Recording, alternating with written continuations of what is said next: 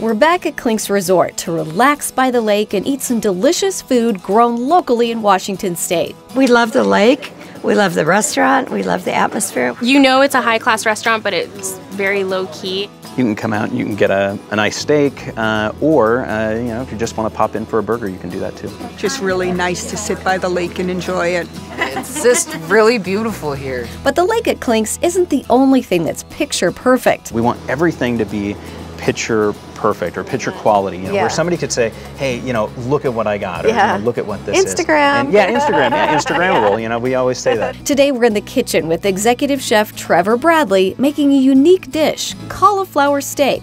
It's fantastic. I think you're gonna like it. Okay. We're gonna be doing our cauliflower steak today. So completely vegan. Completely vegan and gluten-free. But satisfying, it sounds like. Absolutely. Okay. Absolutely. Well, first we'll start off by chopping up some veggies. These veggies will make vegetable stock to eventually be the demi-glaze for our cauliflower steak, so we chop them fairly small. We want to be able to extract the flavor without having a long cooking time and pulling out the negative flavors that they may possess. Clink's is proud to get their food from local Washington growers. A couple of the locals bring us down, like the zucchini and the tomatoes were brought by some of the locals. The onions we get from a guy named Jensen, and he's down out of Warden. Guy named Jensen. Yeah. Love that. So yeah, we try to use as much local and fresh as we can. And so then again, just nice thin pieces, because the carrot's pretty hard. Yeah.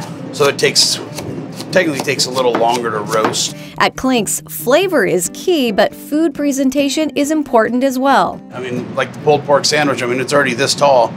We have a stick sticking out of it. It's got a piece of pickled okra and a pork rind on it. Nice. It's about presentation. I mean, it should look fun when it goes to the table. And then when it goes by other people's tables, you hear the oohing and the on, and people are pulling out their cameras, taking pictures of the food. Yeah. What do people say about the cauliflower dish that we're making today? They're blown away by it. Are they? Yeah, the ones that are adventurous enough to go there. We then chop up some peppers and mushrooms. The entire garden goes into this one. Yeah, it does. So I like to cheat with the mushrooms, and I like cheating. it Just kind of breaks them up. it can take out a little frustration sometimes. Yeah. You just crush that mushroom.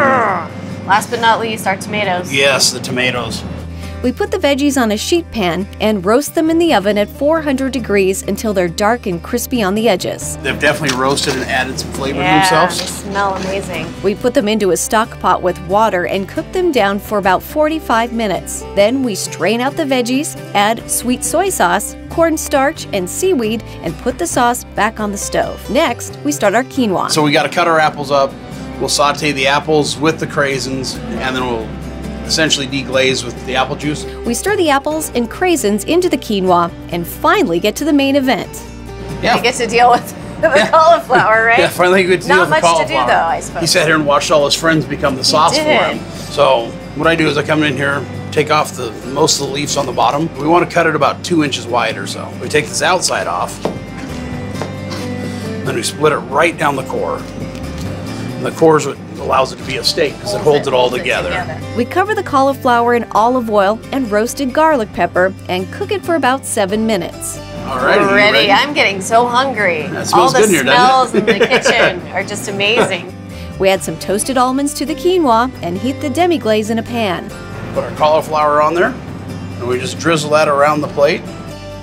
Everything about this is fresh. With a few tomatoes on top, we're ready to taste. That's amazing. Yeah, pretty good for a humble piece of cauliflower, right? No kidding. This is so delicious. Thank you so much, Chef. Absolutely. Thanks for That coming was on really out. To get the recipe for Clink's cauliflower steak, go to wagrown.com.